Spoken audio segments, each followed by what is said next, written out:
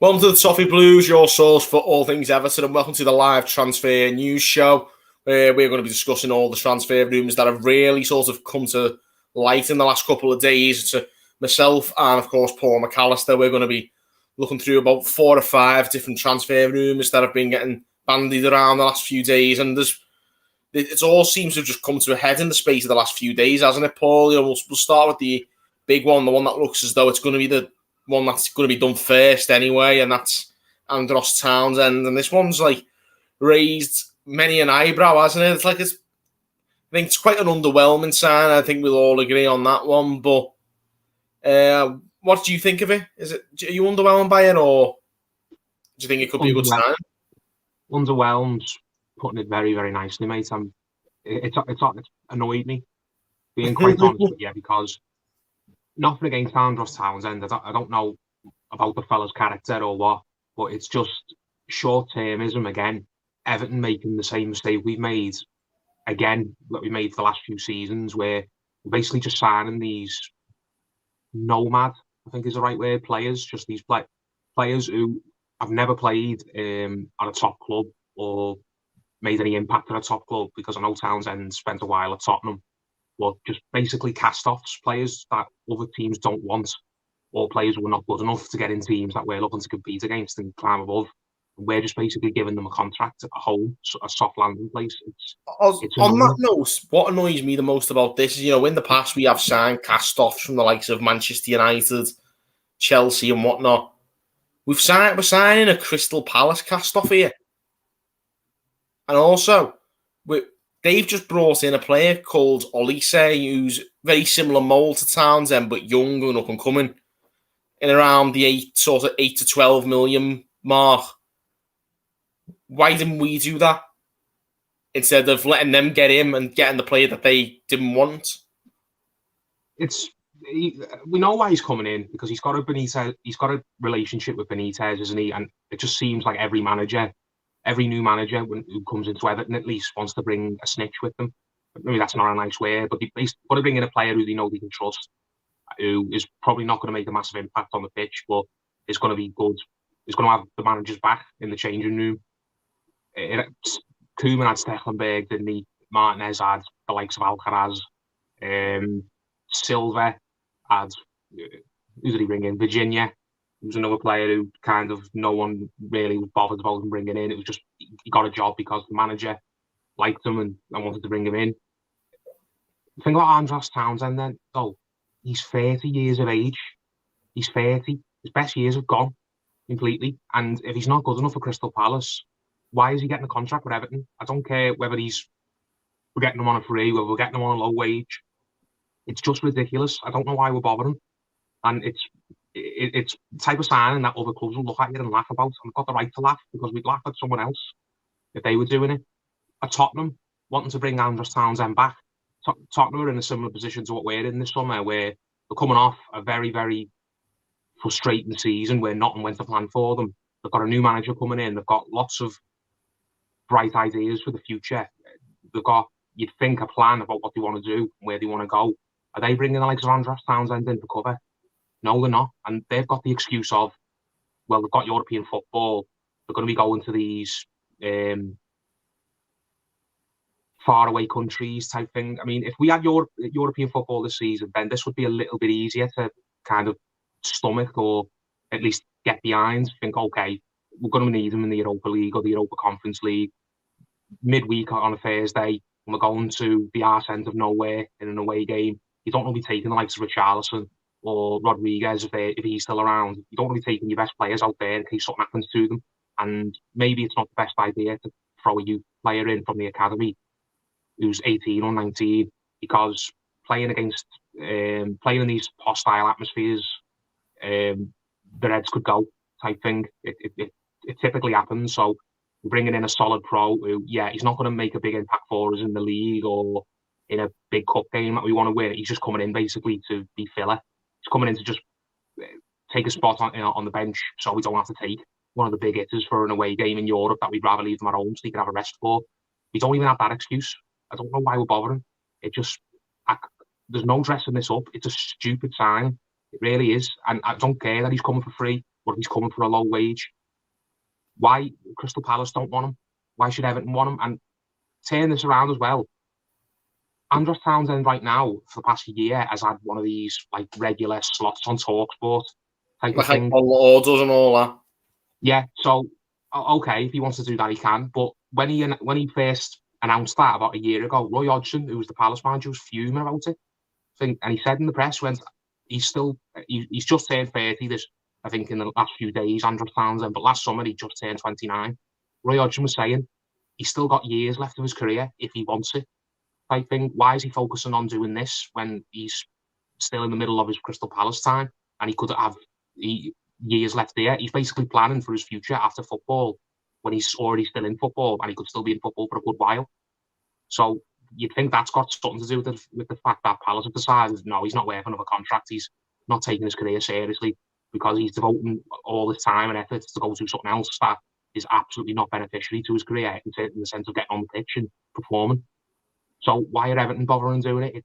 I'm sorry, there's no dressing this up. It's a stupid signing, and it's depressing. And if this was another club doing it, if this was Aston Villa doing it, or Tottenham doing it, play teams that are basically on an even keel where Everton are at the moment, where we're not in the bottom half, or we're not like cemented in the bottom half, but we're not really cemented in the top half either. We're not getting to where we want to be, which is the top 6 and above that. One of those clubs made this signing, we'd be laughing at them, and rightly so. So it's a stupid signing. And we'll go on to Demarai Gray in a minute. At least Demarai Gray has got the saving grace of he's still quite young. So if we sign him for about, what are we buying him for, like $1.5 million? If he comes to Everton and he does something over the next 12 to 18 months, we could sell him on and get a profit for it. And it was probably worth having him here for a year, just so we could get his career back on track and we made a bit of money out of it.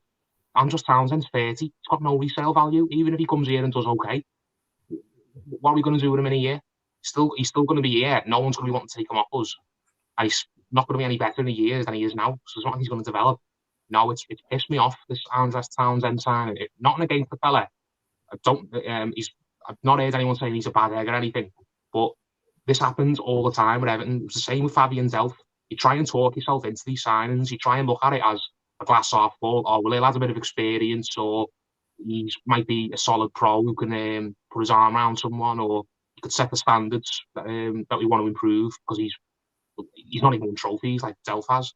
There's no dressing this up at all. There's nothing redeeming about it. It's just a stupid signing that only Everton would make. Yeah, it's ridiculous, really, in that respect. But the excuse that people are leveling at is that he's coming in as a replacement for Bernard or Iwobi, who's not as good as Bernard. What? He's not as good as Bernard, and I don't rate Bernard, but he's not as good as Bernard. I don't think he is. No. And even if he was, why are you replacing crap players with another crap player? It doesn't matter if he's on less of a wage, he's still a crap player, or he's a player who's got nothing to contribute to us. He's 30. He's 30 and he's not good enough for a bottom half side. Why are we throwing him a bone? Why? No, it's like you say, it's clearly just a pals act with Benitez. It's just short-termism, mate. It's short-termism. It's the club not learning lessons. It's the club just looking, thinking, oh yeah, he's cheap and he's experienced and he'll come in and he won't moan about sitting on the bench most weeks. But when you're doing that, you're setting back the development of someone like Gordon. Massive. Anthony Gordon, God knows what's going through his head. If I'm Anthony Gordon, I turn around and I say, I'm out of here, at least for this season on loan. You're bringing in this 30-something nomad. This has been who, even a few years ago when he was at his prime, was still playing in the bottom half side. He wasn't that good. Not getting in the England team. It's not like he's Walcott, who kind of had a career and was once very highly well thought of. Was an established England international and had played in the Champions League and the Europa League and had scored some great goals and had some great seasons and had a lot of people thinking that he was a really good player who just maybe needed to fit in the right system or find the right home for himself. It's Andros Townsend. He's a bang average mid-table player who's quite old now and isn't wanted by some bottom half club. And as I mentioned before, isn't even that arsed about his own career because he's going on the radio 5 days a week and doing some morning slot. Roy Hodgson turned around and went on a channel which regularly takes the mickey out of Everton, by the way, I might add. I'm not even asked about that, but really, but it's it tells you all you need to know that the fella himself doesn't take his career that seriously anymore when he's willing to do that. Roy Hodgson said, I can't believe that Roy Hodgson's, he said it in as diplomatic a fashion as he could, because he's not really the type of manager to come out and just absolutely blast someone, is he? But what he was saying when that was announced last summer was Townsend is basically thinking too far ahead. He's setting himself up for life after football by getting this little job in the media when he's only 29, 30. He could still have years left in his career if he wanted it. But obviously, he's got his priorities thinking on other things now. And that's surely played into Crystal Palace's thinking when they decided to just let him go, not give him another contract. They think he's 30 odd. He's not got his head fully focused on his career and getting the best out of himself because he's devoting all his time to going on the radio and just basically being a shock jock. Now, I don't blame Crystal Palace thinking, we'll just part company with him and we'll go get someone who's younger and hungrier and has a bigger upside, so maybe we can sell them on if they do well. There's no upside to a sign Andros Townsend. There's not. He could be the nicest fella in the world. I don't want this to sound like it's personal against him, because I've never heard any bad stories about him. But the reality is, we are signing a 30-year-old striker who isn't wanted by a club that is well below us in the food chain, isn't wanted by any club around us, and even if he does well, has got no resale value at all. Why? It's Everton again, another Fabian Delph signing, another Ashley Williams signing. It just makes no sense. It's ridiculous. And Jabs 1469 in the chat, it's called not having the money to spend on big name players. That's obviously a thing. Obviously, you think because you can't afford big name players isn't the excuse to sign crap players. It's not. I'm sorry. They're still the crap, whether they're expensive or cheap. They're crap. Or if not crap, they're not good enough for where you want to go to. They're not. Andros Townsend wouldn't get in any club above us. No club above us. Tottenham, Villa, anyone else. These teams that we were competing against or we're looking to get above, we would not give him a contract. He wouldn't. In my eyes, you just about gets in a club in the bottom 5. It's not even like he's had injuries and you're taking a chance on him. And you're thinking, okay, he's had a bit of bad luck here and there. Maybe he just needs a new home and he can get firing again. What's he done? How long's he been at Palace? Was he at Palace for 5 seasons? And he was at Tottenham for a while. Yeah. Then he went on loan to Queen's Park Rangers under Harry Redknapp. QPR, he has a bit at Newcastle with Benitez, and then he went to Benitez, signed him at Newcastle, and apparently he did quite well at Newcastle. And he only left Newcastle because Newcastle went down that season, and he had a release clause in his contract. And he's gone to Palace, and okay, fair enough. He's gone to a Premier League club and he's had a solid Premier League career in the bottom half. Everton are not a bottom half team. We don't want to be a bottom half team that's just happy finishing 12th or 13th. We want to be a club that's getting in the top half easily every season and looking to get in the top 6 or beyond. Andros Townsend, when he was 25, wouldn't have been a good signing to take us where we want to be.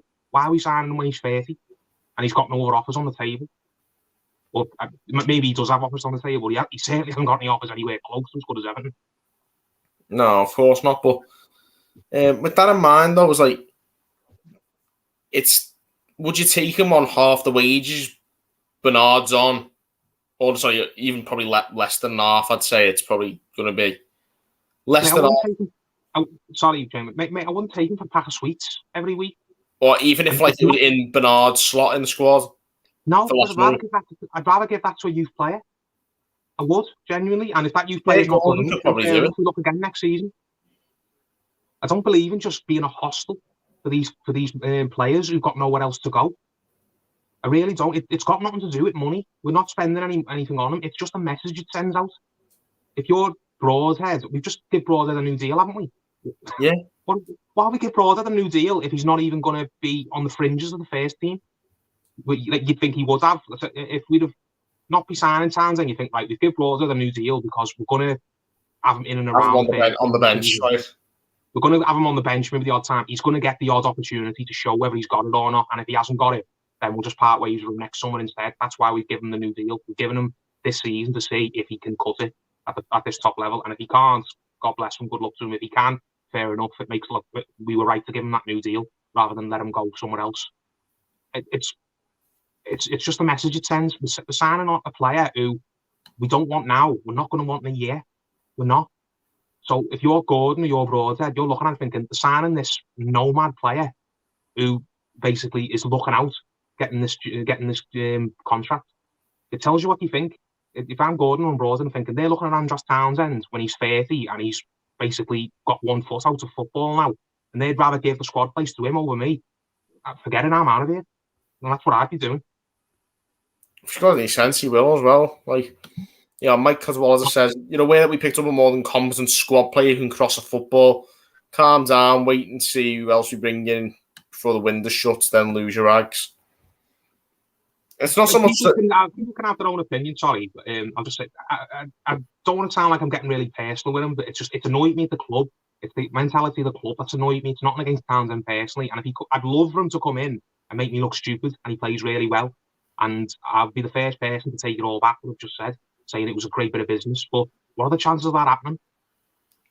Yeah, I mean, I don't think he's going to pull any trees up. Put it that way. Like, I'll be honest, I agree in the sense that I don't know what purpose he's going to serve. Is he a good grafter? I never thought of him as the mad, workhorse up and down the pitch winger. Because if he wasn't, I can see why we want wingers. I think getting wingers is genuinely the right idea, because Benitez wants to get balls into the box for Calvert-Lewin. And if Moise Keane sticks around, then Moise Keane's going to need the ball in front of him if he's going to make any sort of impact. That's what Paris Saint-Germain were doing for him. They were getting the ball in front of him rather than you see he just can't play with his back to goal. He's not in this league, so we're going to need to be we're going to be focusing a lot on our attacks down the wing and playing the percentages a lot more, which is probably the right idea. And I'd be happy for us to not play any more number 10s, because we've shoehorned in number 10s into our team for about 6-7 seasons now, and it's hardly ever worked. So I'm happy. We don't need one. I don't think we need one. I think if we have good wingers that can save the ball well, then I don't see why we need them. I agree with you. I'm happy for us to switch the style and go with wingers more, but I just don't agree with us signing a 30-year-old nomadic winger when we've got young kids there who we've got to give them a chance. Because if we're not willing to give them a chance, what are we giving them new contracts for? It just makes no sense. If we knew we were getting we weren't going to use him Broadhead this season, why are we giving him a new deal? Why? We just give him a new deal and then give his possible squad place away to some 30-year-old nomad. So what's the thinking? It's all just short-termism at the club. It's all short-termism. He's free and he's cheap and the manager likes him. Let's just go get him. Let's not think about the fact that maybe in 3 months, if he's not very good, then we've just basically give a player a wage for nothing. You know what I mean? It doesn't matter whether he's willing to do it for a pack of sweets. It's stupid. We can't expect to go anywhere as a club when we're picking up other clubs' leftovers, clubs that are below us as well. And it's not even like Demarai Gray's got the one. I'm not particularly happy with that sign now, but at least Demarai Gray is young. If Demarai Gray comes here and he has a productive season or year and a half, because I think we're offering him like a 2-year deal with an option of a third, aren't we? Demarai Gray. Like that, yeah. Yeah, a good move. Demarai Gray's still 25, so there's still a chance. I can understand the club's thinking that maybe if he just comes here and he does well for himself, we'll get an offer for him and we can sell him on for a profit in a year or two, and we'll look back at it and think, yeah, that was a smart bit of business. That. Even if Townsend comes and does well, and I'd love it if he did. If he comes in and he does really well for us, I'll be the first to take it all back. But even if he comes in and he does okay, he's productive. Is he going to do anything over the course of the season that we wouldn't confidently predict Gordon could maybe contribute if we keep Gordon around? Maybe the odd goal, 4, 5, 6 assists, maybe. Yeah, we're not going to be able to live him. So I'm annoyed because I feel like we've just basically discarded the youth players like Gordon and Broadhead. We probably could have had that role, a wide player who is second, third or fourth choice, and maybe will come off the bench the odd time or play in a midweek game in the cup that we just want to rest everyone for. Why are we giving it away to some 30-year-old nomad who's got no other options? It's the wrong message to send out again. And Everton do it constantly, signing the likes of Delph, signing the likes of Williams. We look like a hostel. You look like if you're some player who has lost his out of contract somewhere, you'd say to your agent, get on the phone and do the sales job at Everton. They're stupid enough to give me a contract. Well, it is though. Why are they still doing this when they could have been making? Like I say, Palace got rid of Townsend and brought in that Olise. Why don't we go for players like that, like clever signings from the Championship who are, they've obviously got something to prove and they're young and up and coming. Why don't we go for that kind of mould of player? Because for me, that's exactly what Everton's screaming out for. Yeah, I agree with you, and you've just put it better than I possibly could. We're signing a player who's got nothing to prove, isn't interested in proving himself, because, as I've mentioned, he wasn't interested in prolonging his career at Palace, as evidenced by the fact that he's got 1 foot out the game signing this TalkSport deal that pissed Roy Hodgson off massively. So even if you sign players who, like Demarai Gray, who you look at and you think, oh, that's really underwhelming, at least it's a player who's hungry, who's got something to prove, who it's in his interest to come here and do well. Andros Townsend comes here and doesn't do anything and is rubbish. Do you think he's going to be bothered? It's not going to impact his career. It's not like he's going to think, oh, God, if I don't do well at Everton, then I'm not going to get another deal anywhere else. He's 30 years of age and he's got 1 foot out the game already. I'm sick of us signing players who've got nothing to prove. And that's what we've done again. We've signed a player who's got nothing to prove and is happy to just come here and be his meal ticket. Now, he could be the nicest fella in the world. He could be. I'm not saying he's like a bad egg like a Delphi. You just think, oh my God, what a skid mark of a fella. I just hate having him around the club in general. I'm not saying that. But I'm saying we're signing a player who shouldn't be at Everton Football Club because, one, he's too old. Two, he's getting released by a club that's well below us in the food chain. If he's not good enough for Palace, why is he good enough for Everton? And three, even if he comes in and does well, what's it really accomplishing? Which he's not going to do so well that he's indispensable to the team. All he's done basically is took a position off someone like Broadhead or Gordon, who could have come in and either they make that position their own, and we've got a long-term option there, or we at least find out that this player who we're a bit unsure about wasn't quite good enough, and we let them go with no regrets. Honestly, Eugene McGeever, how many goals do you think Townsend will get for Everton next season? I'd love him to get loads. If he gets loads, I'll take my hat off to him and I'll take everything back. But I'm not expecting him to do any more than the likes of Gordon or Broadhead would probably do if we kept them around. That's what my whole point is. Yeah, I mean, if bringing this player in means that we sell Iwobi or Bernard, is that a good move in the long run, though? Because Townsend's only on a short-term deal. It's only a 2-year deal. Yeah, I understand why we want to get rid of Bernard and Iwobi, but Bernard, I'd honestly say, and everyone who watches this channel knows I'm not a fan of Bernard in general, but I'd say Bernard would contribute more over the season than Townsend would if they played the same amount of minutes. Iwobi, I'm not going to be that kind. I think Iwobi's dreadful. I really do. It's a rubbish signing. But if we're looking to part ways with Iwobi and Bernard, we don't have to be filling their squad place with someone like Andros Townsend. You can fill their squad place with a youth player. And if that youth player is not good enough, then fine. At least you've got your answer and you know, right, we gave that lad a chance. It didn't work out. We know we've got to get someone else for next summer now. Or you could give them a chance, and if they're making of them, they finally got their opportunity, and we realise, oh my God, this player just needed an opportunity, and he's took his opportunity. Thank God we didn't look around and give that squad place to someone else. Yeah, I really don't see the point of the Townsend one. There's a Demarai Gray one, I think, moving on to him. I think, like you say, it's a low-risk deal, but you're saying like Demarai Gray, he's got something to prove, and yes, he has, but has he got the younger to prove it? That's why I thought he didn't cut it at Leicester in the first place. He's gone to buy a Leverkusen, and clearly they aren't too desperate to keep hold of him. Yeah, Demarai Gray is a bit of a different one because he's a lot younger, and he's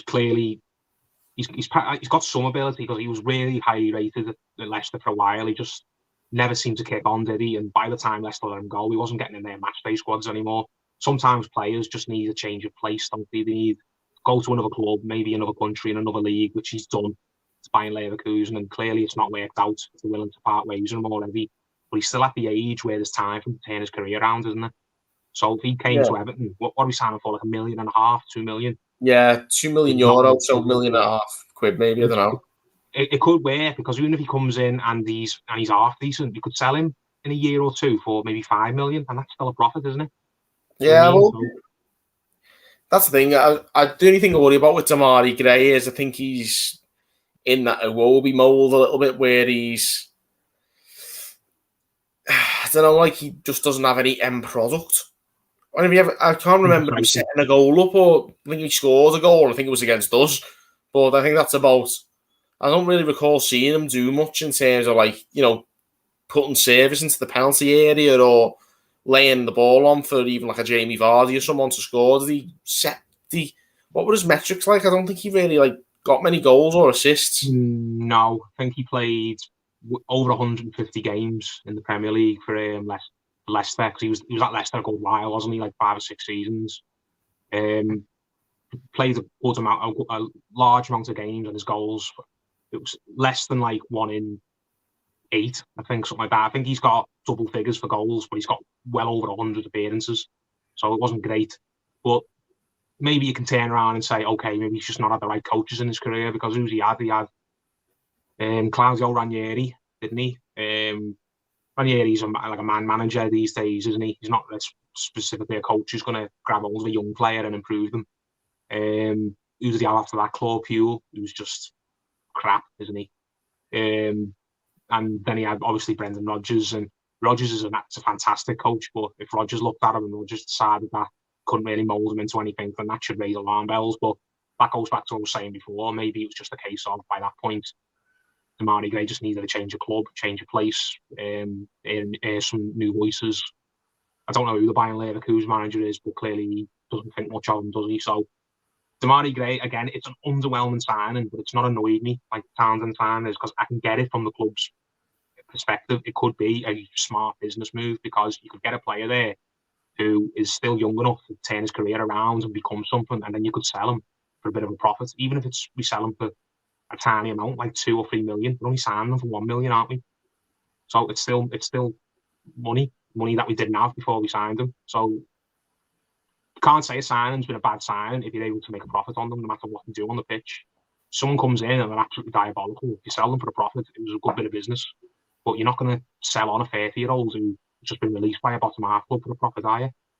So it's 2 different signings. So I'm annoyed by the Townsend sign, and I'm underwhelmed, but hopeful about the Demarai Gray signing. And Begovic, I'm quite happy with Begovic. I mean, I liked Robin Olsen, but Begovic is a very been around the block goalkeeper. You know what you're getting with him. He's been in England for quite a while now.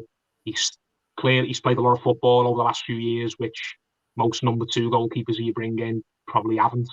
Begovic played, I think, 50 plus games for Bournemouth last season in the league and cup. Played for Stoke. He was Stoke's number 1 until they went down. And I'm not sure where he was at in between Stoke and Bournemouth. I know he had a loan to AC Milan, but I think he only played the odd game. So basically, Begovic is a player who has not like he's not one of these goalkeepers like Olsen, who maybe had loads to prove and have had a bad spell at another club. And you think, right, we're taking a bit of a chance on this goalie because his parent club don't want him, and he's got to go somewhere else and basically prove that he's still got it in him to be an asset to a big club type thing. Whereas Begovic has been an asset to every club he's been at over the last 4 or 5 years, whether he was the number 2 at Chelsea, whether he was the number 1 at Stoke, whether he was the number 1 at Bournemouth. He's got a lot of games under his belt, and I can't remember Begovic ever being this player who people look at thinking he's no good in. Every time Begovic has gone to a club, he's always done what was asked of him. And he's good enough to be Chelsea's number 2 like he was 2 or 3 years ago. He's good enough to be Everton's number 2 next season, at least I think. Yeah, well, I'm not got any qualms with it's hard to praise or criticise a signing of a backup goalkeeper, really, because more often than not you don't see much of them.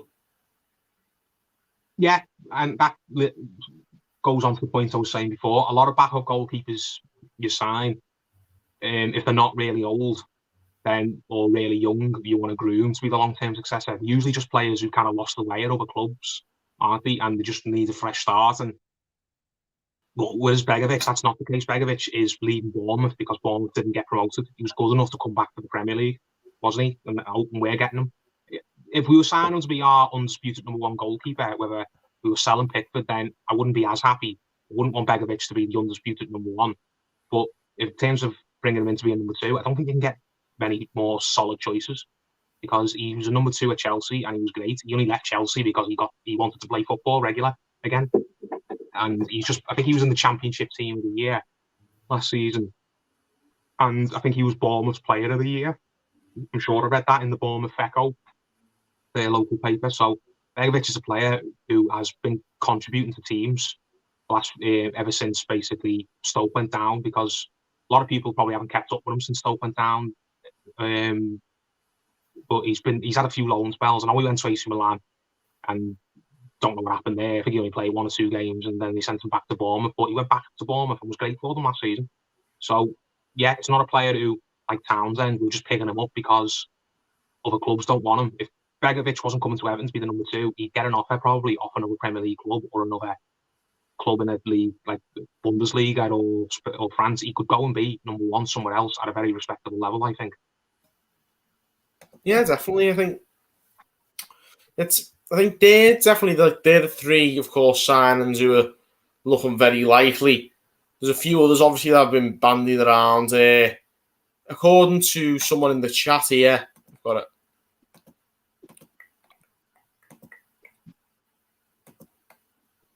Yeah, someone mentioned Joshua Earley said Fabrizio Romano said Everton aren't close to signing Dumfries. Denzel Dumfries, what's the take on this? Like, are we even like this gentleman here just said, Joshua? Like, are we anywhere near close to getting Dumfries? Is Dumfries even a thing? Like, is it happening? Or? I said on the last live stream that I think Dumfries is going to be this summer's Mina, where we get linked with him early doors and people just spend weeks wondering whether there's anything in it or not. And then it ramps up in the last week or so, and then we get him very, very late, because that happened with Mina, didn't it?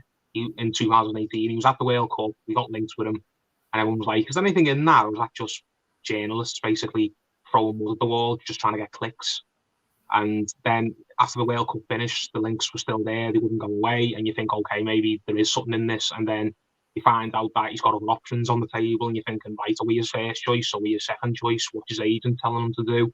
And then we try and get the deals sewn up as quick as we can. For all we know, we've got people out in Holland trying to get the deal done now, and they're stalled, basically, and they could be telling the Dumfries representatives in the media could be telling the likes of Fabrizio Romano that the deal's nowhere close to done, to try and get Everton to up the offer. That's what we were doing with Mina, wasn't it? And Gomez, because we signed a lot of players from Barca that summer.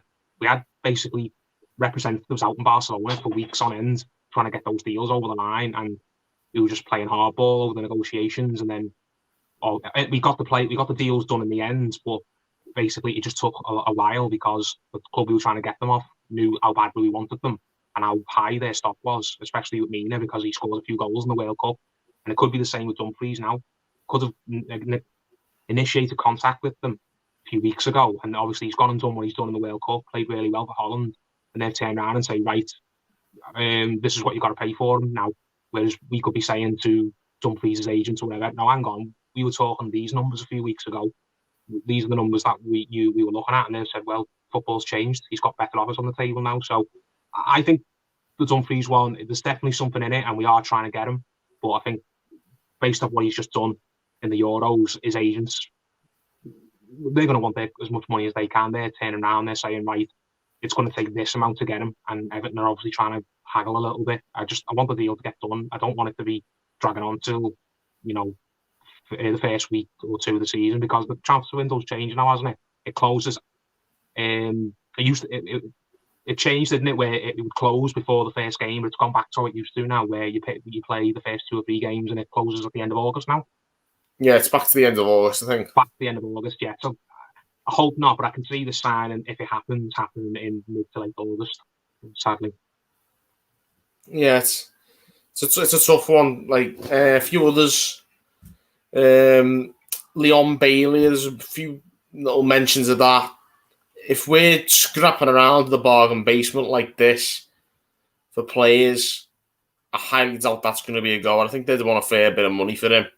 Yeah, he's going to cost a lot. The same with Dwight McNEIL, who we've been linked with today.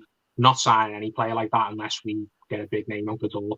And that big name looks like it could be Keane, because he's the only player who we know for a fact that the club are willing to sell, who there's an offer on the table for, just we're not happy with the offer.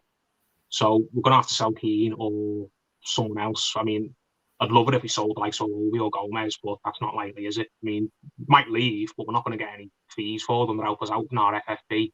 So Dwight McNEIL and Bailey, I'd be really, really happy with them. Because again, it's wingers, and I'm glad that we're changing the style, like the looks of it, and we're going to go with wingers next season. But if you're going to with FFP, we're not going to be signing any 20 million plus players unless we sell someone.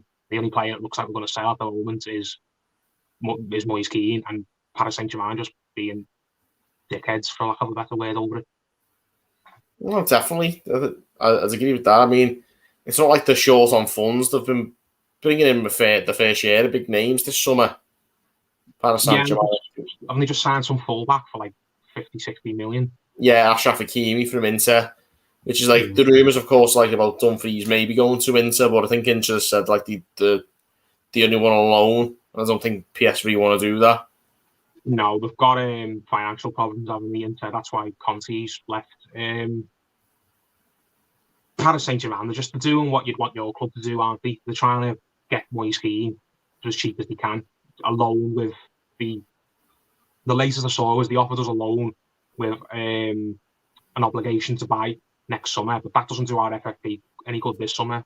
So I don't blame Everton for turning around saying, right, no, you either buy him this summer or he doesn't come back. They'd have offered us this last season along with an option to buy.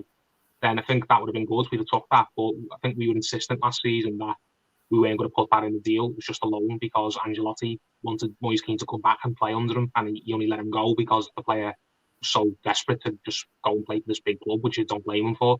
Moise Kean pushed the loan through. It wasn't like Ancelotti and Marcel Brands and other people were just happy to wash their hands of Moise Kean. Tried to convince Kean to stay, but he had his heart set on going to Paris Saint-Germain, and situation different this time. He's got his heart set on Paris Saint-Germain, and the club are happy to let him go. The club he goes on our terms, and we're not sending him out on another loan because it doesn't do us any good at all. If he's not going to be getting a fee for him, he might as well just stay here, and it doesn't matter how much he likes free Kean things on Instagram. The fact of the matter is, unless Paris Saint-Germain give us what we want, he's not going. Well, thing is, regardless of the situation, like we still hold the cards on that. Yeah, he signed a contract and he's got to honour it. He signed a 5-year deal when he came, and he's only 2 years into it. He's got 3 years left.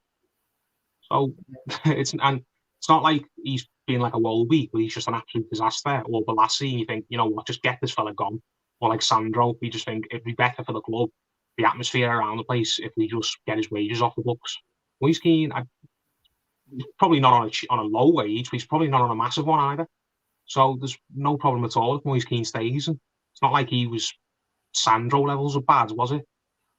He's proven in that loan to Paris Saint-Germain last season that there is something there, that if we give him another chance this season, if he wants it, he could be a very, very good squad option. And I think fans are more than happy to keep Moise Kean now. I think we've seen enough of him at Paris Saint-Germain, but even the people who are slagging him off saying he's absolutely crap, what a stupid buy, they saw enough of him last season to think, right, I'd be happy if we sold him because it means it can fund another deal for someone else. But if we have to keep him, then no problem, because he could be a good backup to Dominic Calvert-Lewin. That's the thing. Like, it's good. It's always good to have like two strikers who can get goals. That's especially, like you say, if we do get some better service from the wings. But my concern, really, with all the transfer business that's been thrown around, is, like you said earlier on, the short termism and the sort of, why don't we start looking for like lower level players who are up and coming? Like, why don't we start signing? Like, there are players who are proven the worth at like championship level, who are ready for the step up and would treat playing for this club as an honour. Yeah, it's short termism. That's all it is. Oh my God, we need to fill a space in the squad. Who can we fill it with? Oh, that fella over there, he's played in the Premier League and he's going for nothing. Let's just get him in and have him for the season. Like, he's mates with the manager. Yeah, because why? Because it's not going to do any. He's not going to be. He's got no future at the club. You don't bring people into the club if. I'm personally of the belief that you'd only sign a player over a certain age if they're guaranteed to come into the side and make a massive impact straight away.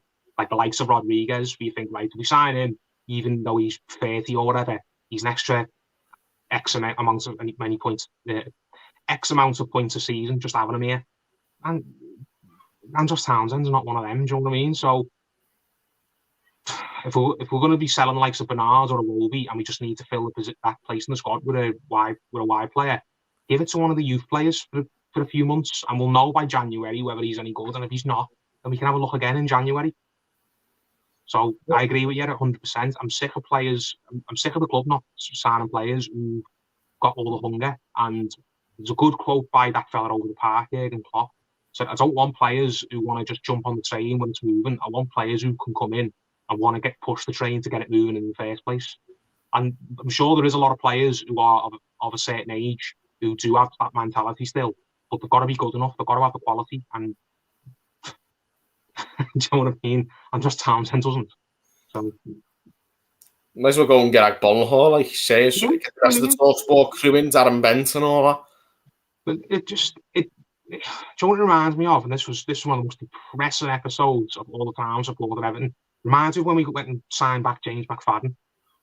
Do you remember that? Or that was right after we just brought Drent and Strachwell in on loan. Yeah, we sold our Tete because we needed the money to pay off the banks, and we didn't have a pot to piss in, basically, and we went and got James McFadden, who we got rid of a few years before when we were an even worse team, and he'd gone to Birmingham and got relegated and got released by Birmingham, and we brought him back literally just to make the numbers up.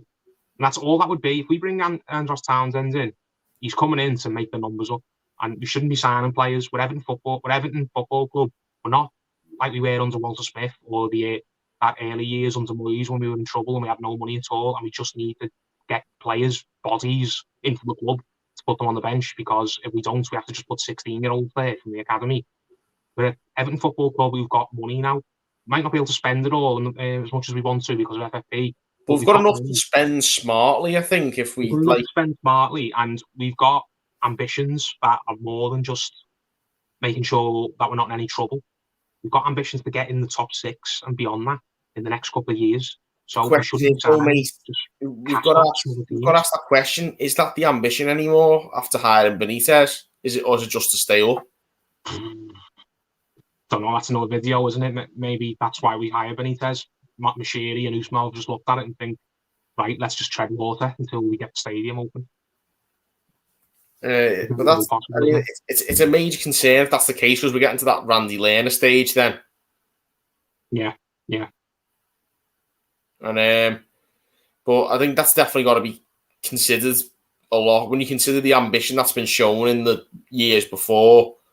Yes, FFP might be getting tight, but we've just lost a manager on a very big salary and replaced him with a manager on a lower salary.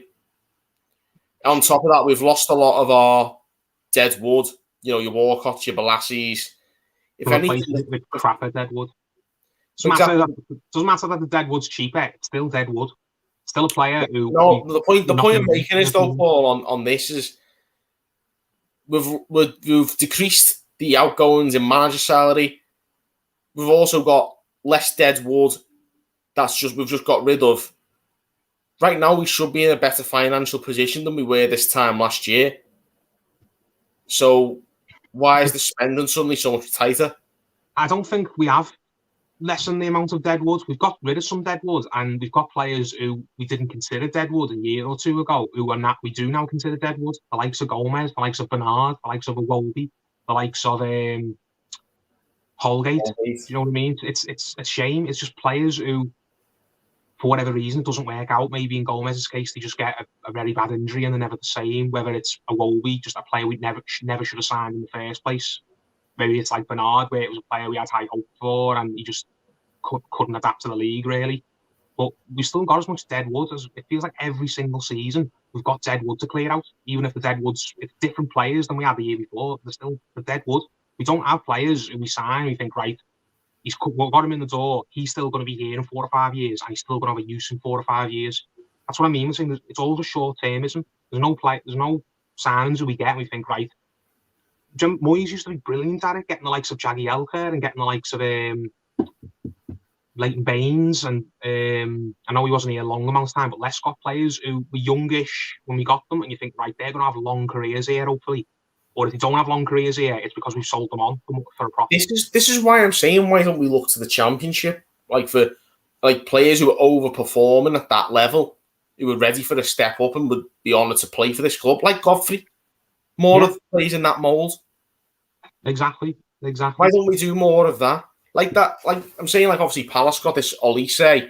There's plenty of those type of players in the Championship. You've seen Jared Bowen's a good example of this, I think, for West Ham. Yeah, classic Great player. I really rate him. I think he'd have been excellent for us. They're the type of signings we need to start making. There's these players who will come from the likes of, Hull or Norwich or whatever, and will be honoured to play for Everton in the Premier League. The way I think of it is, and I think this is the best way I could put it, when it comes to our transfers, ask yourself, if David Moyes was the Everton manager, would he okay that? Because David Moyes was absolutely unbelievable when it comes to transfers. For all his faults, he was a master at getting good transfers into the club. He was. And every player we've signed now, I ask myself, would David Moyes have signed that player? I'm not saying he was absolutely flawless. He did have the odd boob by the odd player who didn't work out. And the way at times that I mentioned, like James McFadden, where he literally just brought him into the club just to get bodies in. But whenever Moyes basically did have a little bit of wiggle room, there were players who he could have signed who he chose not to, like Craig Bellamy. That was a good example. Whereas if Bellamy was going around now, we'd probably sign him. But Bellamy was a similar situation to Townsend, a player who was 30-something, wasn't wanted by a lot of other clubs. Moyes met him, and Moyes thought, no, he's not going to have any use in. He doesn't fit into what I want to build. So ask yourself that question. David Moyes was the Everton manager. I'm glad he's not, by the way. I'm not saying this was, we should have got David Moyes back. I didn't want Moyes back. But used Moyes' mentality when it comes to transfers. Would David Moyes have been happy with Andros Townsend, 30, just been released by Palace? No, he wouldn't have. Would David Moyes have been happy to get Fabian Delph? No, he wouldn't have. Would David Moyes have been happy to get Ashley Williams? No, he wouldn't have. Would he have been happy to have got Bernard? Probably not for the money we offered him. No, I don't think so. I think Demarai got a massive contract. Probably didn't have to give him. I think Demarai Gray's kind of that type of signing, maybe. Yeah, and that's why I mentioned earlier on. That's why I'm not as worked up about that one, because it's underwhelming, but I can kind of see what the idea is, because he's still young enough where if he comes in and he does okay, we could move him on and make a bit of money on it, and it was worth our time doing. So, but Townsend, he'd have had Begovic as well, because it's different. Goalkeepers are different. Do you know what I mean? Goalkeepers, especially when they're coming in to be number two goalkeepers are not going to come off the bench or play a midweek game, are they? Like a winger, a second choice winger would, or a second choice striker would, or whatever. Goalkeepers are there to just second choice goalkeepers will only play if first choice is going through an absolutely terrible time form wise, or if an injury or a suspension happens. So the goalkeeper's different. And he got Nigel Martin, didn't he? And the Begovic signing reminds me a lot of Nigel Martin, a player who is in the back end of his career now. He's not like right near the end, because goalkeepers go on till they're in the late 30s, and Begovic is about 34, so he's got quite a few years left. So it's a signing that makes a lot of sense in that regard. But David Moyes would look at it and say, no, I don't want that 30-something winger. I don't want that late 20s centre midfielder, unless he's going to be an absolute starter who we can't do without. And it's the same. He would not have signed Fabian Delph. He wouldn't be signing Townsend. He wouldn't have signed Ashley Williams at the back, even though he was coming off that good Euros, because of his age. Ashley Williams was 32 when we signed him. That's just insane. Do you know what I mean? It's just, I'm just repeating myself now. I think people can tell how worked up I am. But ask yourself that whenever Everton make a signing now, ask yourself, would David Moyes okay this signing? And if the answer's no, then it's probably not a good signing.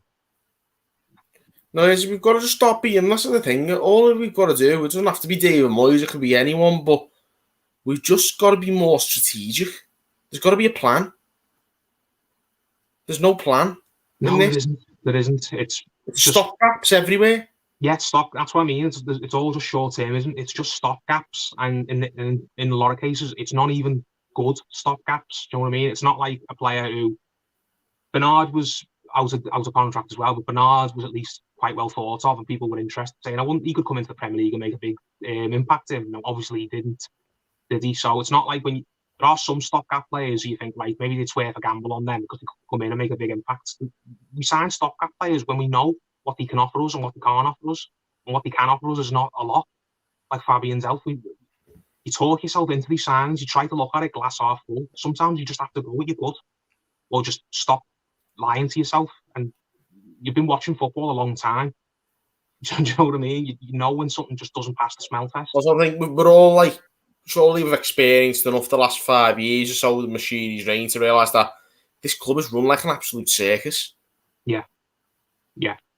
And when is Machini going to get a grip and grab this by the gut, by the gonads, and actually, take control of, and actually, or if he's not going to do it, realise that he can't run a football club like a football club and let someone else do the running of it.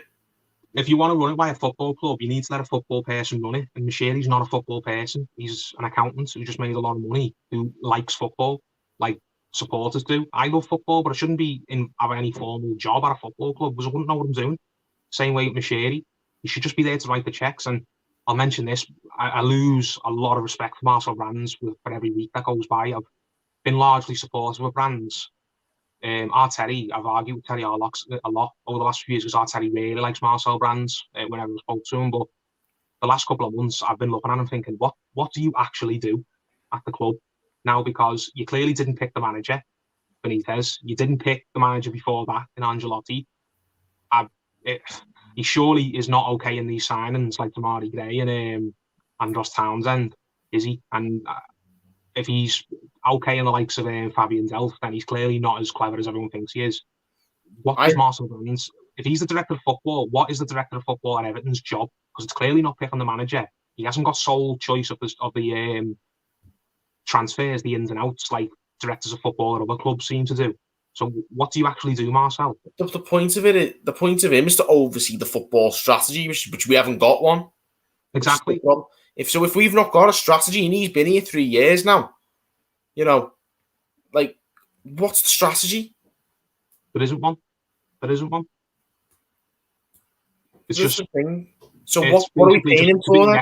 It's to be a yes man to Farhad. If Farhad just wakes up one day and decides to insert himself like he has done, and thinks, you know what, I fancy this player, like he did with Townsend. We signed Townsend because apparently Besiktas had played Monaco in the Champions League, and Farhad Mashiri had gone to the game, was impressed by Townsend, and just decided to sign him for us. Do you know what I mean?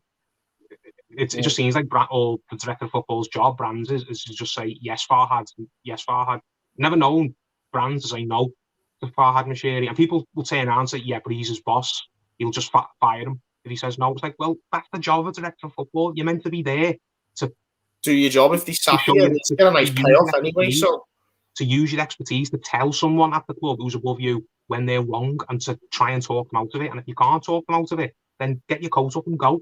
You can go. Marcel Brands could go and get a director of football job at some other decent club easily. He could. So when people turn around and say, he came in with a good reputation.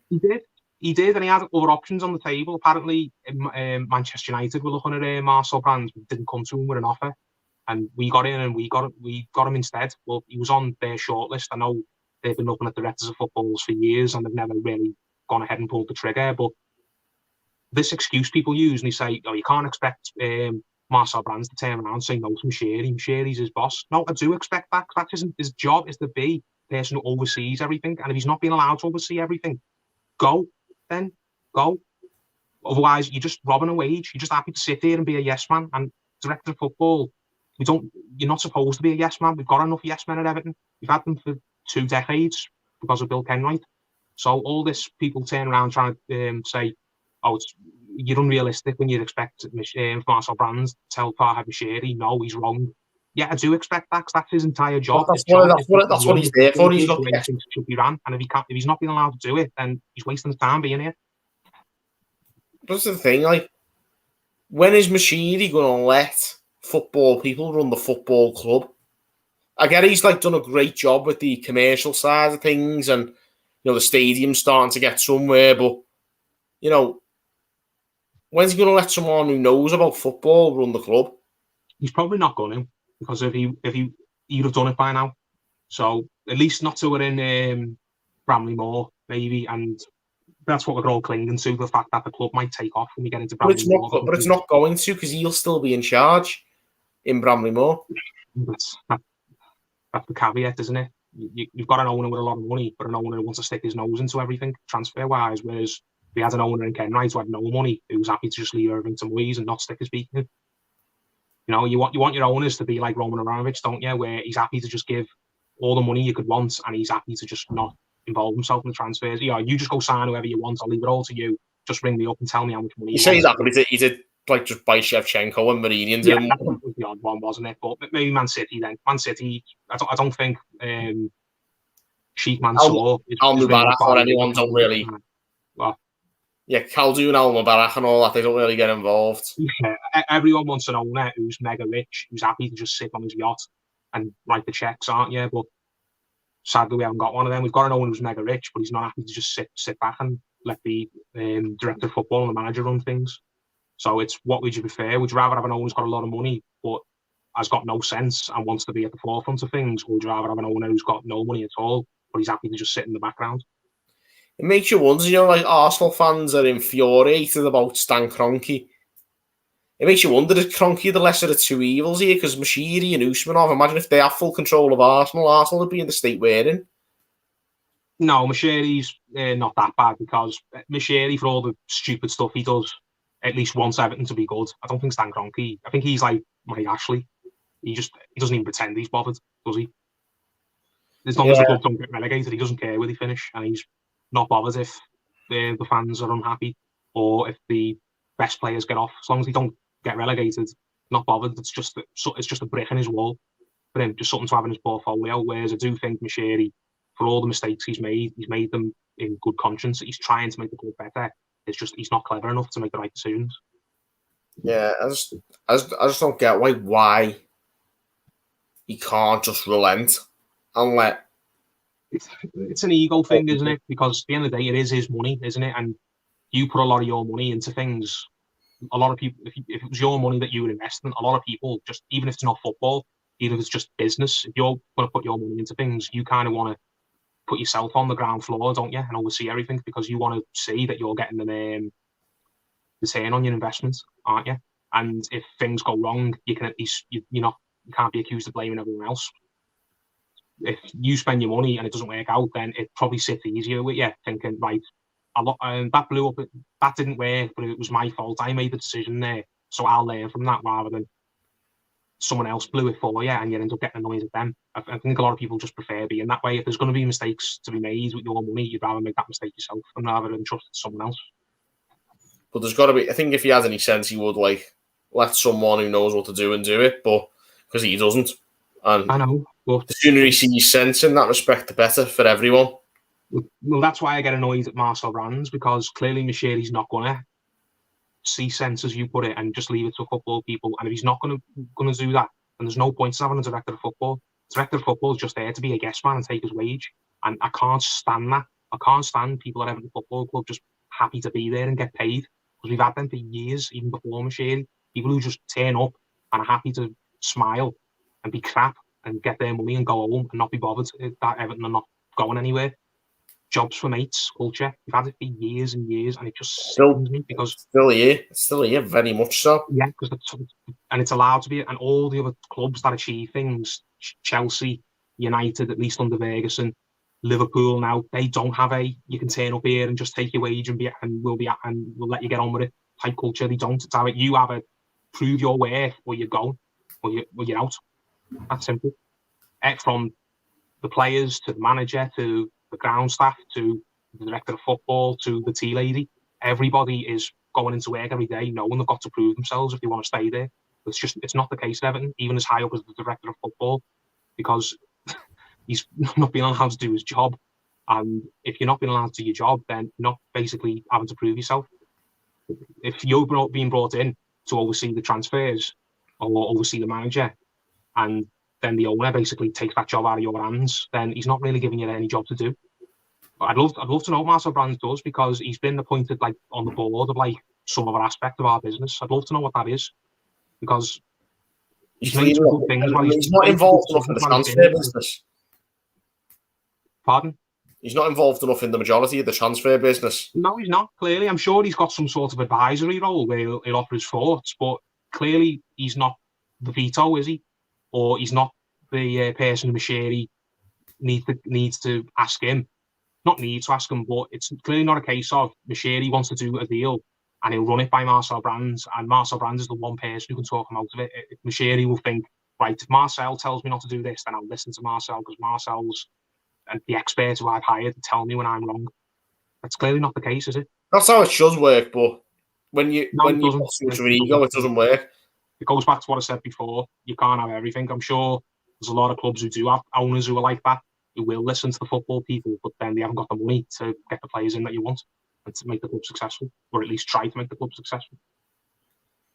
Right, we'll leave it at that anyway. Just before we finish, Erwin Koeman says, can we have a quick Q&A in the comments before you guys head off stream? I'm very happy to do that. If you guys want to get some questions in, stick around for a little bit longer and get that sort. We can come back with a little quick Q&A if you want to do that.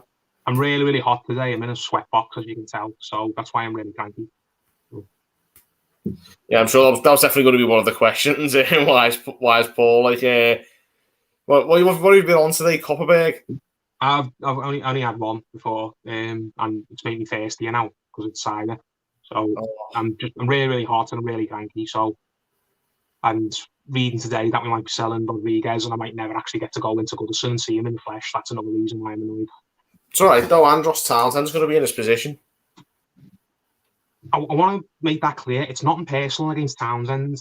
He could be the nicest fella in the world. He could be a model pro. I don't know that. It's just all the signs on the outside is he's not going to make any massive impact for the club. He's not particularly bothered about his career because he's getting released by Palace and he's devoting all of his time to this TalkSport show that he's got that really annoyed Roy Hodgson. I remember it specifically. Roy Hodgson said he's got years left of his career if he wants it, but doing that suggests that he doesn't want it. So why are Everton signing a player who's like that? It's not just Andros Townsend. Personally, it's the situation. We're signing a 30-year-old nomadic player who's not wanted by a team that are crapper than us. It doesn't matter whether we're paying him a pack of crisps. It's the wrong message to send out. We're sending out a message to the likes of the under-23s. You're never going to get a chance here because we'd rather give a chance. If we sell the second or third choice winger like we're going to, like Bernard and Iwobi, if a place in the squad opens up for you, we're not going to give it to you. We'd rather give it to this 30-year-old who is basically not going to make any massive impact for us because he's not wanted by a club who are below us now.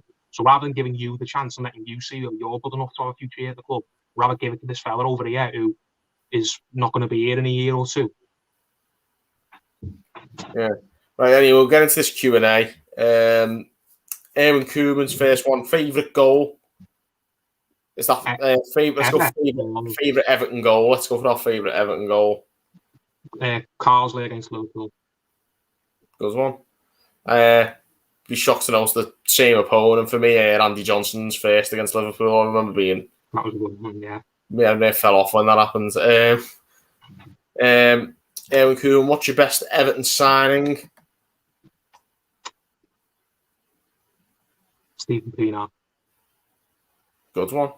Stephen Pienaar. That's very, very hard. That there's about 4 or 5 all Moyes signings, and you could maybe argue Lukaku and all the goals he gave us, the output. But player who just came in, no one expected much, and he was just absolutely phenomenal. It was Pienaar for me. What a give to a player like Pienaar now. Yeah, you'd be shocked to know my arms are Moyes here to sign as well. I think Tim Cahill for me. Cahill's up there as well. The all-time favourite, like I'm a 21st century fan. I was born in '94 and I've been following Everton proper since 2002. One of my favourite Everton players was Nigel Martin. Love Nigel Martin. Yeah, great player. Would love to speak to him on here if we could get him somehow. If John is able to get Nigel Martin on the channel, please let me be on that video. I love the fella. Yeah, he's a belter. I think Tim Cahill for me. I think we always talk about mentality. He's one of the few players who've played for us in the 21st century who I think had a winning mentality. I think a lot of players think they've got a winning mentality, but they don't. You know what I mean? Because when the going got tough, they shrank.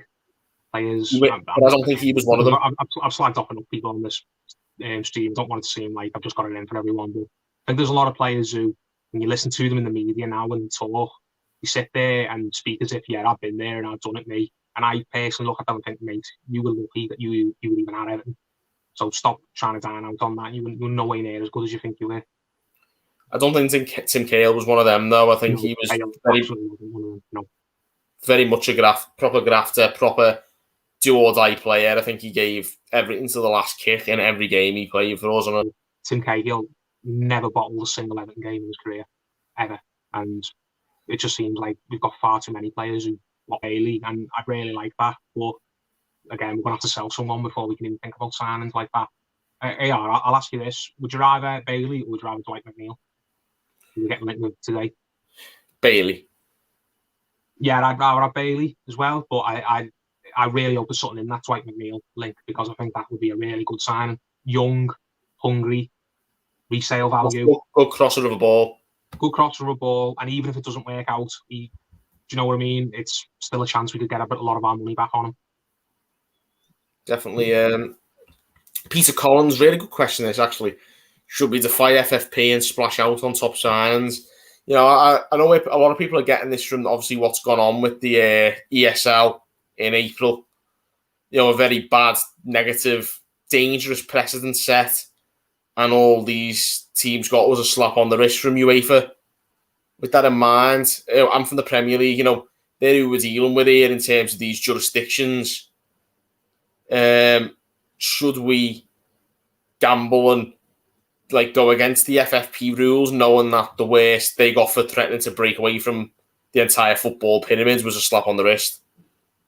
In principle, yeah, we should be, but you know for a fact that they're not going to give Everton a slap on the wrist, because we're not one of these super clubs that we can't afford to lose. So if Everton do it, what's the point? We're not going to be allowed to go in Europe next season if we do it, are we? And that's what we all want ultimately. We're not going to be in Europe. We're not going to be in Europe the year after anyway.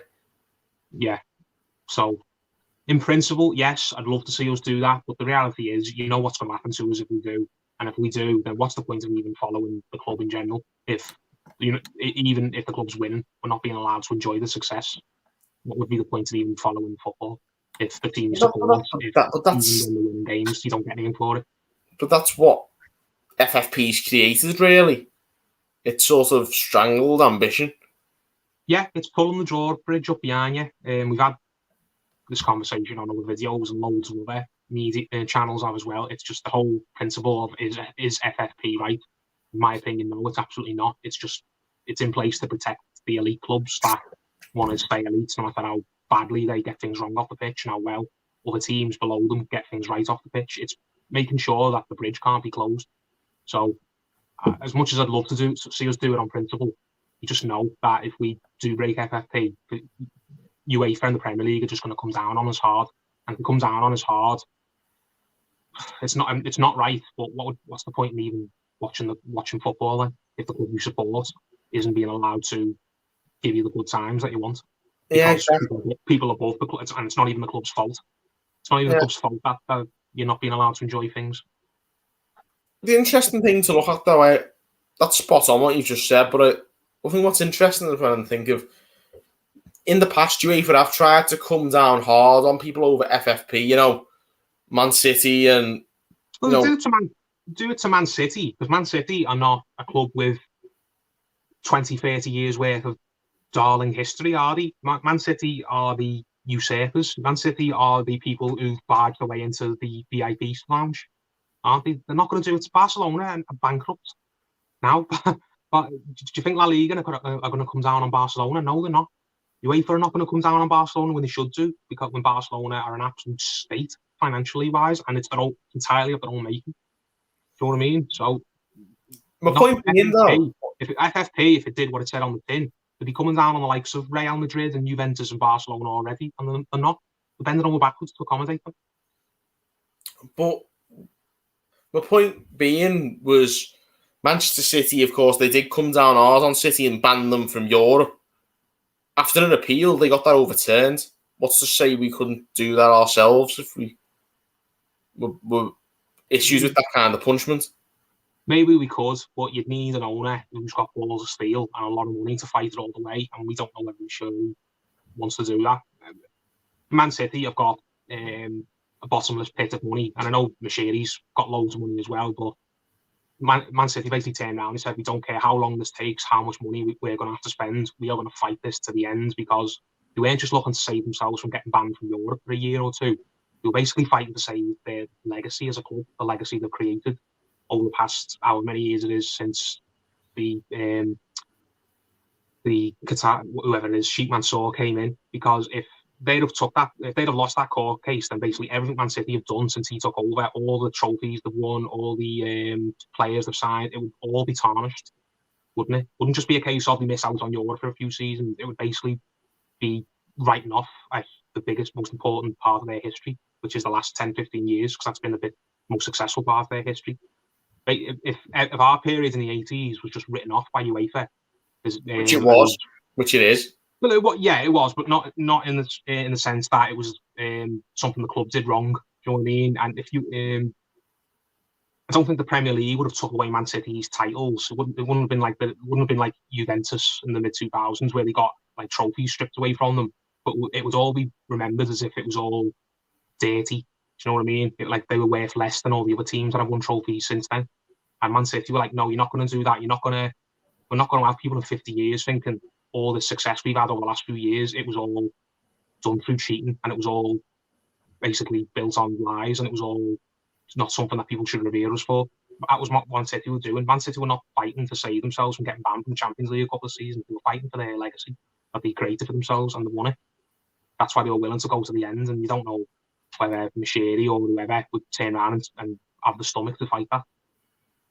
Yeah, definitely. I think it's got to be. I think we have got to be. We always talk about Everton. We need to be a bit more ruthless. I really think we should be a bit more gutsy and make that move, because what's the alternative? Be in the position we're in now and not get Europe anyway. Yeah, there's definitely an argument for it. I'm not saying we're not getting Europe at all with this team. Yeah, anywhere near it. We'll be lucky to stay up with this team. Yeah, as in principle, I'd love to see us do what you're saying. It's just whether you think it's whether you're willing to put yourself through the emotional drama of it all, isn't it? Because it would just be so draining on everyone at the club, the supporters, the players, the people upstairs. It's a huge battle to take on. And it's whether people have just got the energy or the will to take that fight on. Some people like yourself clearly have, but you don't know whether the majority of people do. The majority of people just want to go to the games, don't they, and just see us play and hope we win, and don't want to have to read about us having our dirty laundry dragged out in the papers. There's a lot of fans who don't want to be reading about court cases and things like that. You want to just get on with supporting the team, win, lose or draw. I just want to see us stick a middle finger up to the establishment, and that's basically what I want. I do. In principle, I agree with you. I'd love to see it happen, but I understand why a lot of people just would rather not go down that road, because it's not what they're in football for as supporters. They're in football to just see their team of a weekend and hope they win. They're not in it to see owners and chief executives basically drag governing bodies to court and fighting over basically numbers and whatever. Do you know what I mean? A lot of people just don't want to have to read about that, about their team they support. Oh, don't get me wrong. I just want to be able to go to Everton and support, but I want to see us play football. I want to see us play it well, and I don't think these players play it well. So I want to see us build a better team, and that's all that's about. Is about, I'm not even asked if we never play in Europe, as long as the team that's on the pitch is half decent and I enjoy the Everton games as I can watch. That's yourself, but it goes back to what I said earlier on. There's a lot of fans who maybe don't have that mentality. Maybe they have the mentality. There's no point in you watching Everton and Everton win when it's not leading. So I think it's not going to mean winning doesn't mean we get to go and have adventures around Europe. Winning doesn't mean we get to win Premier League trophies, because we'll just have it took off us by the Premier League because we broke their league. If there's nothing on top of the win, do you know what I mean? If the win doesn't lead to anything, then they're not really bothered what the result is.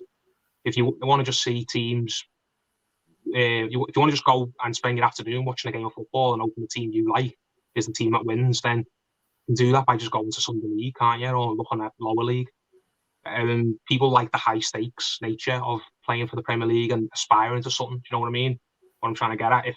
If we're not aspiring to anything because we're not being allowed to aspire to anything, if us winning a game and getting 3 points doesn't really mean much, because it doesn't matter how many points we finish on, we're not going to be able to go and play in the Champions League. We're not going to win any trophies at the end of it. I can understand why a lot of people would think, well, it doesn't matter whether we finish on 100 points or 0.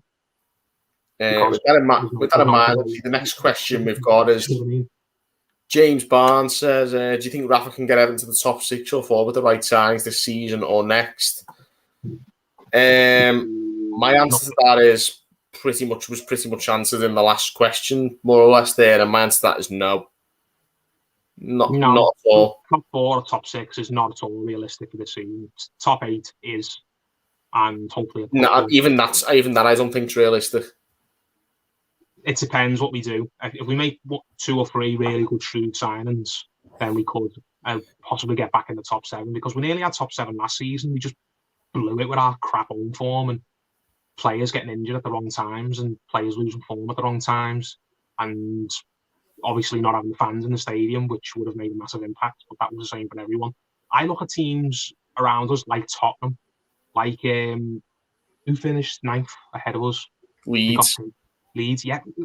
We can finish above Leeds. I don't think so. I think we can if we basically just get our act together, because I think we're a better team than Leeds. We're not as well coached as Leeds were. We didn't have players who were as hungry as Leeds as were. But Leeds were punching above their weight, whereas Everton massively underperformed. Leeds are going to I've only been back in the Premier League for 1 season, and God bless them, not against Leeds. They did really, really well. But them finishing 9th was probably beyond their wildest dreams for their first season back in the Premier League. Us finishing 10th was a massive disappointment. Probably Leeds so, still in the consolidation phase. Do you know what I mean? Yeah, but they're going to kick on, whereas we're going backwards. Maybe, but that's what I'm saying. If we do stop ourselves going backwards, if we make the right signings and we do kick on to some little extent, then I can see us getting above Leeds. Tottenham don't hang on to Kane. I could see us getting above Tottenham again. We're miles off the top 4. We're miles off the top 6. But if we can get back in the top 7, like we should have last season, and what we were aiming for last season, but we blew it in the final month or so, then that's a start. I can see us getting back in the top 7 next season. It's just we're going to have to make a couple of really good shrewd signings. We're going to have to get rid of the likes of, if we can, Gomez and Bernard, because they're not good enough to get us there, and we're going to have to try and bring in the likes of Dumfries and maybe a McNEIL or a Bailey, and keep hold of Rodriguez, and hopefully if Moise Keane comes back and he settles this time, or if we sell Moise Keane and we get someone else who's better. Do you know what I mean? I don't think top 7 is beyond us next season, and top 7 will get us into Europe. So my aim going into this season that coming up is the exact same as it was last season. Just get back into Europe by hook or by crook. Just get back into Europe and we'll go from there. Yeah, I don't see that happening at all. I think with the managerial announcement and the signings that we're making, I think we're officially announcing to everyone that we're a bottom half club. Maybe. That's how I see it. If the manager is a bottom half Townsend and Damarai Gray are the only signs we make, and I'd agree with you on that. But I'm hoping that we've got 2 or 3 big signings in the fire somewhere. Well, that might be they might be game changers, but at this moment in time, we're screaming to the world that we're a bottom half club. Yeah, I agree with you. When we're signing the likes of Townsend and Demarai Gray, but they're the only signs we make, then yeah. But I'm crossing all my fingers that they're not the only signs that we do have.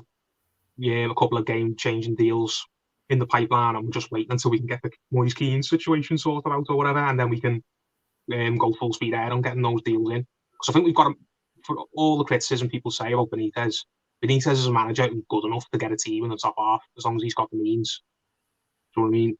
Got Newcastle in the top half, and Newcastle didn't have anywhere near the means that we have. Didn't they finish 10th? Yeah. Sure, he got Newcastle in the top half. Do you know what I mean? So we have got a manager who's good enough to get us in the top half. It's just, if we want to get beyond that, back into Europe, we're going to have to make a couple of really good signings. And Townsend and Demarai Gray are not those signings. That's why I was getting so worked up earlier on. That's it. I think that's what we're just going to have to wait and see what happens. With that in mind, we'll we'll just wait and see what happens on the transfer front, because we definitely need something different to what we're already being told we're getting. So, like I say, guys, we'll leave it at that. This is the end of the stream. Let us know your opinions on the signs that we are getting, the ones that we might be getting, hopefully what you'd like to see us get as well.